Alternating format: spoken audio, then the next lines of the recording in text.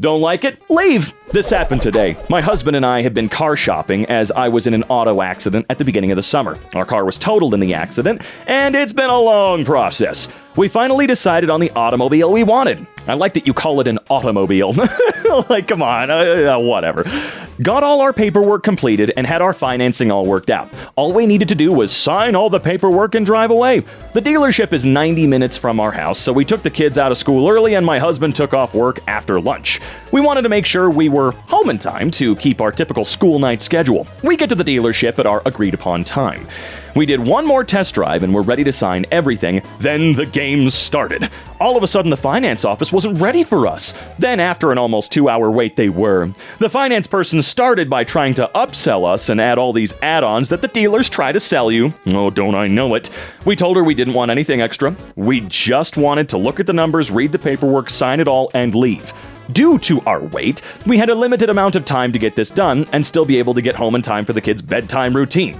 The first thing she does is pull out different sets of numbers than we were originally given and agreed to.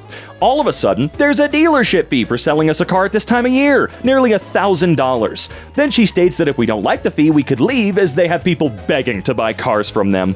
So my husband and I stood to leave. She then tells us we can't leave as she's already printed the forms. I laughed at her and told her to go out and get one of those beggars to buy it.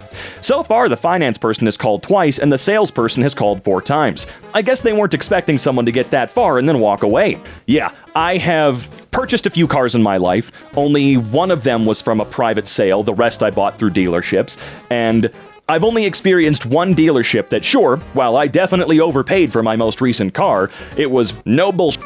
I brought in the money, I said, cool, I tested it, I want it, let's get it done. And then an hour later, I was on my fucking way home. It should be so easy. I want dealerships gone, or at the very least, I want dealerships to be regulated. I don't know what a dealership fee is. No, I don't want your stupid goddamn extras. I will not be coming back here with the car. I'm not going to pay $150 for you to change my oil because it's better at the dealership. They are awful, they are predatory, and they will do anything they can to get that loan to go through. Also, quick side before I continue here, if you are ever purchasing a car at any point, if at any point they tell you, well, you can't leave, I'm already doing this. No, up until the point where you are about to start signing things, they don't have any right to say that, okay? Once you actually put your name to stuff and sign the contracts and do all that fun crap, then you're kind of at the point of no return, at least to my knowledge at that point. So just be aware of that. I had a dealership once have me initial random pieces of paper to make it psychologically feel like I had gone past the point of no return. No, I didn't. He was trying to make me think that because he's a predator. He's a predatory salesman. Not a predator in a sexual way. You know what the hell I'm talking about. Anyway, sorry. Yep, the timer's up to 45 minutes now, so I'm gonna move on to what everybody else was saying. Love this. Happened to me too. Walked out right before ink hit the paper. GM called me to apologize for the finance person's behavior. Too bad, so sad. So what new and better deal for me did you call to offer as an apology? I do hope that finance advisor was fired, because they did genuinely cut a ton of revenue out that year. I bet the look on their face was priceless. It was amazing. Good on you for not falling for their bullshit. Play stupid games, lose out on a sale. Mwah. Exactly. Be prepared to walk out at any time, no matter how much you want that car. I hate that they thought they could wear you down or make you feel a sense of urgency that they manufactured to accept different terms. Glad you stood up for yourself. Yep, almost every dealership will do that. It's false urgency. They are trying to get you good. Car dealerships are one of the few places where I honestly believe you should act like a Karen. Wait 2 hours for the luxury of spending $10,000 to $40,000? You're out of your mind.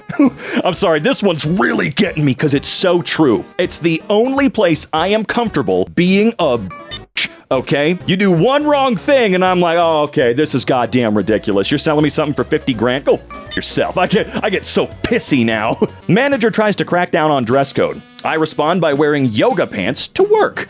So I, 34 male, used to work at a popular convenience store. Really popular with a cult-like following. Oh, Buc-ee's? Because I know it's not come and go. I've always been a bit of a clown, but very good at following the rules while doing so. After working there for a few years and seeing managers come and go, we got a new woman who was just miserable and really wanted to flex her authority. Shortly after she started, she posted the uniform portion of the handbook in the break room and started complaining about people's attire, but clearly took the biggest issue with girls wearing yoga pants. So, me being the petty rule follower I am, I combed through the policy and noticed some things in the wording. The rule stated that yoga pants are allowed as long as the ankles flared, and there was no gender designation for these articles. Cue malicious compliance. I and a friend went to Walmart after work and bought me a couple pairs of flared yoga pants. Now mind you, I'm not a huge guy, but I'm a bit chubby and have a big beard. I began wearing them almost every day I worked, especially if she was working. This infuriated her. I would regularly hear her protests and even saw her go to the AGM and the GM. Their response was always, "I can't say anything, he's in dress code." This continued for a month tops before she requested a transfer, but what made it even more fun was trolling weird pervert customers. They would stand at the deli area and gawk at young ladies working, especially if they were bent over.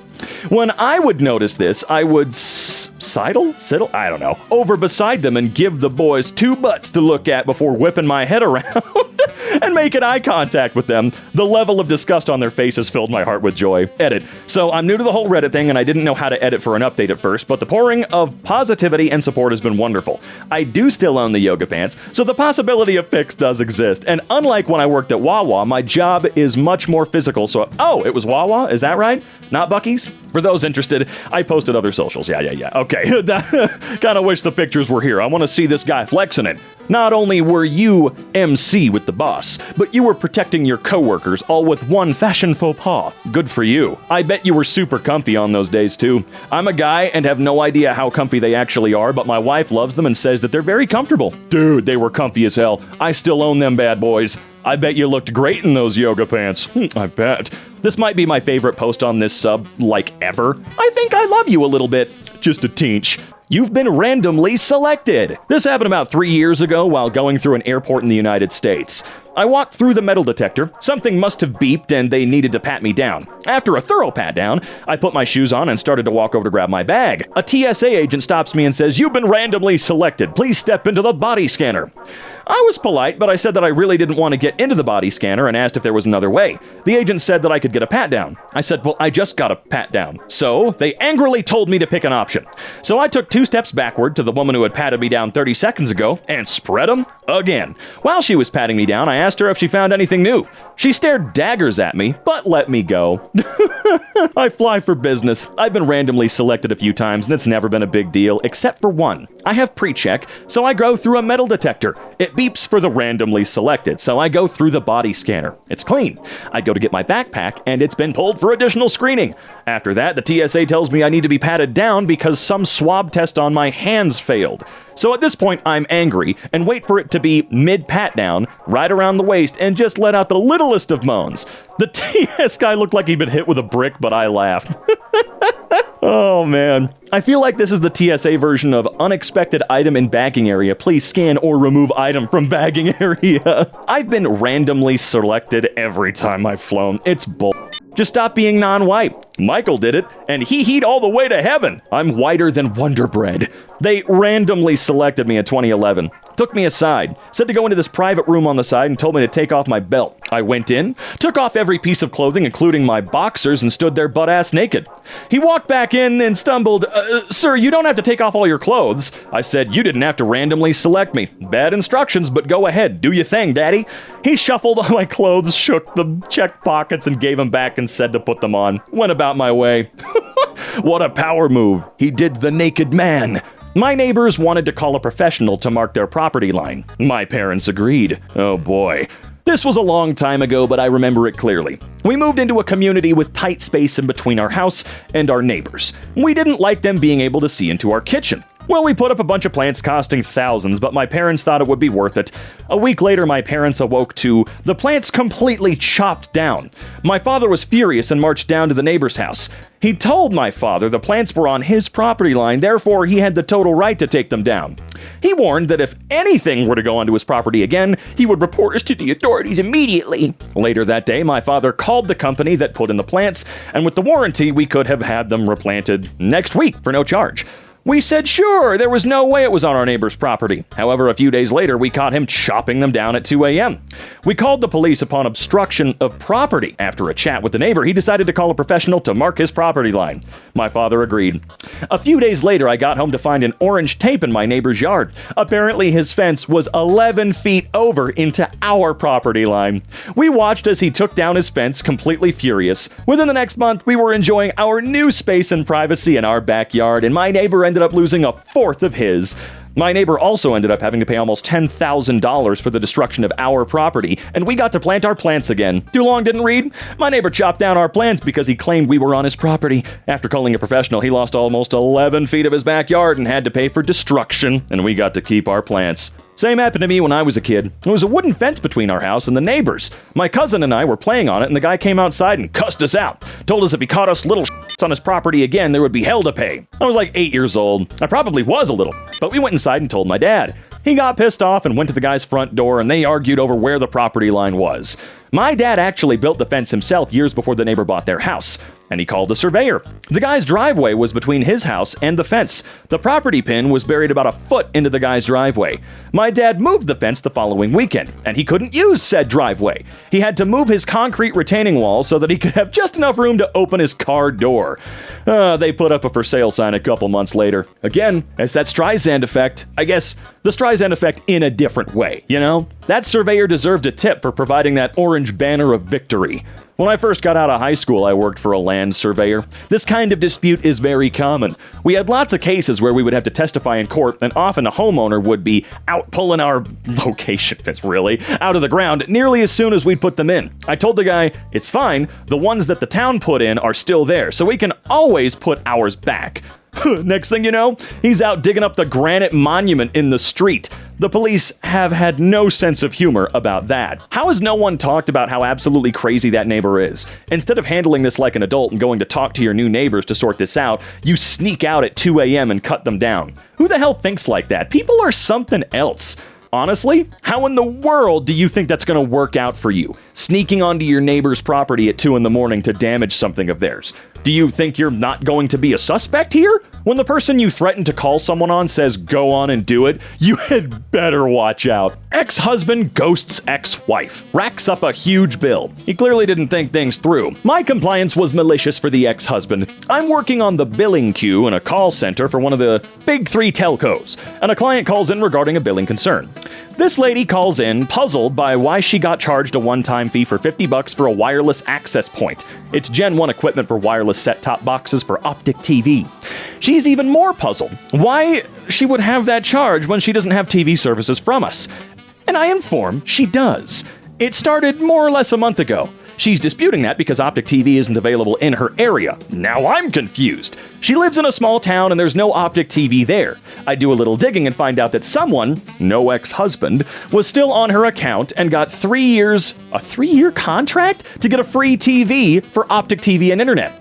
She begins to cry on the phone and tells me her now ex-husband had an affair with a younger woman, divorced her, milked her for as much as he could, and apparently is still milking her for more. He totally ghosted her, moved to Alberta, changed his email, phone number, blocked her on all social media, etc. In my mind, I'm like, what a head. And I'm like, well, I'm sorry. If you cancel services, you're on the hook to pay for cancellation fees and so on. I can't tell her, though. I can remove his access to your account, and you can also add a password, downgrade the internet and TV to the bare essentials, and I can attempt to redirect the TV gift from his address to hers, but there's no guarantee as it's already been processed. I'm sorry. Hold on. I know we've got a little bit more of this to read, but seriously? These companies still do this? Oh, someone is literally breaking the law and using your identity to get cable services. You still gotta pay for it, though. I'm like, what? Okay, let's see if this wraps up in a good way. I can hear the light go off in her head. Wait, what? You have where he's living at now? Why, yes, he's got TV and internet services there, so there's a service address. She goes really quiet, says her and her lawyer have been trying to track him down, but his family and friends are being tight-lipped about it. She asks if I'm allowed to give that info to her. I smile and reply, this is your account. You have unrestricted access for service address, phone numbers, emails that your now ex-husband provided to us to get hooked up. She asks that I give her this new address, his new cell phone number, and the second number left on the account, presumably the new woman, and contact info over the phone right now. I asked if she had a pen and paper handy. She was so ecstatic. And after giving her all the details from her account regarding the second service address, downgrade and everything, and he was a hockey fan, and there was a game playing right now with his team, so I wish I could have been a fly on the wall when the game gets cut out and he calls to ask, what the hell? And discovers he's been removed, and there's an account pin, and he's been discovered by his ex-wife and lawyer. Check and mate. Apartment manager doesn't take cash for a 2-cent bill. Malicious compliance ensues. In 2019, I moved from an apartment complex in Celebration, Florida to a condo. As usual, when you move out of an apartment, you get a final bill, which includes your last month's prorated rent, deductions for damages, security deposit refunds, and the like. You actually think you get a security deposit refund? They'll find a way to keep it. We paid it. The next month, I get a call from my wife, who says we've got a follow-up bill in the mail from this apartment management company for 2 cents. We're both in the tech field, so we laughed at this company's IT department and how they didn't catch the edge case of spending 50 cents in postage to collect 2 cents in revenue, but it happens. My wife prints out a copy of the bill. I grab 2 cents from the change jar. The apartment complex is on my daily drive, so I swing by the office. I walk in and tell the manager that I want to pay my last bill. I say, it's 2 cents, here's the bill, and I have the 2 cents if you want it. The manager says we don't take cash. Nothing else. There was an awkward pause. I say, I don't expect you to take cash. I expect us both to have a laugh about how silly computer systems are and for you to write off the 2 cents because it'd cost you more to process the payment. She says I'm not going to do that. Again, awkward pause. So I say, you want me to write you a check for 2 cents and mail it and you're going to process that check? The manager says, yes, send us a check and we'll process it, and then walks back into her office to end the conversation. What a rude thing to do. So I go home and set up an automatic monthly bank payment to my apartment complex for 3 cents. And then, because I'm a programmer, I write some code to send a letter once per month saying, I'm so sorry, I've overpaid my bill. Please send me a check for the overpayment. And I use an online service that sends postcards in ridiculous sizes, up to around 18 by 24, figuring that'll be my escalation strategy. The first of the next month, I get a call from the apartment company's regional manager. After introducing myself, the next 2 minutes were the most sincere, oh God, we made a mistake, please don't do this, we'll never contact you again apology anyone could ever have hoped for. I stopped the mail and never heard from them again. Did I spend several hours on MC for 2 cents? Yes. Was it worth it? Absolutely. AT&T sent me a 3-cent bill. I sent them a check for 7 cents and began hounding them for my refund. If I didn't already have a twin, I bet we were separated at birth. Decades ago, my husband went into collections over 11 cents. He had no idea how it happened. He just received a letter out of the blue and called the phone number. Obviously, at some point, he called the entire action ludicrous and was told, "Sir, 11 cents is a lot of money." What's funny is the collections agency bought that 11-cent debt for like 1 or 2 cents. God, what a joke. That's genius. I had a similar experience. EasyPass sent me a letter saying they deducted 46 cents from my account. Postage was 48. That is awesome. Be proud. Not really MC, but I got a child support check for 32 cents once. Seriously? I framed it instead of cashing it. Got all sorts of escalating notices that I needed to cash it or it would be invalid after 60 days. Did I cash it to have that 32 cents to support my child? Shockingly, I did not. Security made us show the last 5 photos on our what? My coworker, an absolute hero, maliciously complied at security on one of our subcontractor jobs. The customer was a manufacturer for high-end electronic components. Security was tight as a small 4-inch by 6-inch box could contain $250,000 worth of microchips. Our team was installing equipment in their facility for 1 week. A security checkpoint had to be passed every trip in or out of the building. Mr. Security Guard, Chad maybe, decided my coworker, Steve, probably was more suspicious than the other 4 techs. So every trip in or out, not only was Steve made to dump his entire contents out of his backpack out on the table and go through it, Chad required Steve to show him the last 5 pictures taken on his phone to prove he wasn't stealing secrets. This is all fine, except Chad lets everyone else through without any sort of inspection. Steve is trying to stay positive, but obviously this is eating away at him. Steve tries to be overly positive and also a bit snarky with comments like, "Thank you, Paul Blart, for keeping America safe," which busts up the rest of the crew.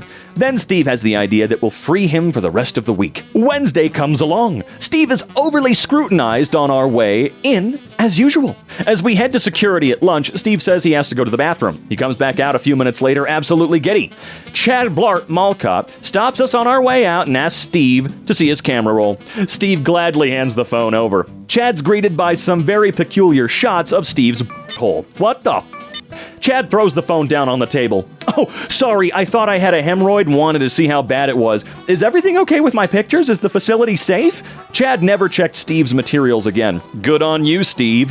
What a pathetic loser. How is it okay to continuously target and harass one employee and still keep your job? Also, there's got to be more context as to why he was doing it, right? Not saying that would justify it, but I feel like there's a bad reason he was doing it. A good security guard also checks the back door. And that's how Steve hacked security and got the secrets out. Nicely done. I was expecting a dick. The brown eye wonder is a twist. Yo, that's a twist worthy of M. Night Shyamalama Ding Dong. TLDR, Chad got pissed when he saw a picture of himself on Steve's phone. Would have filled my backpack with jelly beans too. No, ping pong balls. Glitter? Whoa, calm down there, Satan. I wouldn't have done any of those things, because he would have made you clean it up, for sure. I don't care if he's dead. Put him on the phone. You want to run that one by me again, Chief? My father died on Father's Day 2012. He was divorced and living alone, and I am an only child. So that means I had to wrap up all of his affairs. This story centers around us trying to get his utilities canceled. I called in to see what we had to do to get them to cancel. The lady I spoke with on the phone said to send the death certificate in. I sent in the certified copy of his death certificate the next day. The next month I got another bill. I called again and a new woman answered. She said that because I wasn't on the account that she had to speak with the account holder. I informed her that the account holder was dead, but she wouldn't budge. I had to make an appointment with a supervisor so she could speak to him herself in person. I showed up at the Board of Public Utilities with another death certificate and his ashes in the clear bag that they returned his remains in. I plopped them down on the center of her desk and said when she talked to tell him that I loved him for me. The woman went pale, flew out of her chair, and called the cops. When they showed up, she claimed that I had assaulted her. And yes, my dad's remains were still sitting in the middle of her desk with the death certificate. The cops questioned me as to why I would do that. I told them the story. The supervisor's boss was called in, and they all stepped away from the desk for a private talk. While they were talking, the cops came over to talk to me. They said that I shouldn't take human remains out in public, but there were no laws that were broken. I said I had agreed with them that it was extreme, but she insisted to speak with him in person. By then, they were done talking between themselves. The supervisor's boss kissed up to me and got it taken care of. But the story's not over yet. I had to call a few days later to get utilities back to the house in my name. When the person on the phone saw the address on my name, I was immediately put on hold. The supervisor's boss that finally helped me out got on the phone. She sucked up to me and waived all of the fees that come with setting up utilities. Just as the call was ending, she informed me that she was again so sorry for the employee's lack of compassion. She said that the employee was terminated, and again, she was very sorry. Edit, I can't believe this blew up. Really? I knew that was going to blow up. When my father-in-law died, I had a similar issue. Had to officially inform some organization of his death by faxing his death certificate. The left hand didn't know what the right ass was doing and kept getting hassled over it. I've never seen that term before. That's a new one. Well, where I work, we use e-faxing, so I set up a little script and faxed them his death certificate every hour for 3 days over the weekend. Oddly enough, they got the memo. You know, I've said it before, but I used to work at the retention department or cancellation department for Comcast. And there were quite a few people that called in about someone dying and they needed to cancel down the account, which I totally got. I don't believe I ever had to take a death certificate, though. I think that was a rule they finally stopped doing. So I was able to just go, yep, okay, we totally get it. Let me get that canceled as of today for you. No big deal. Sprint did this to me after my brother died. They wouldn't switch me to the primary account holder, so I just quit paying. But there's still a balance due. Oh shoot, I'd love to help, but I'm not the primary account holder. You'll have to speak to my brother about that. Some employees really seem to take customer service retention too far. My granddad recently passed away, and we wanted to cancel some insurance on his home since it's only valid if someone's living there. The woman we spoke to kept asking which property we wanted the insurance transferred to and wouldn't accept that no, we actually just wanted to cancel it.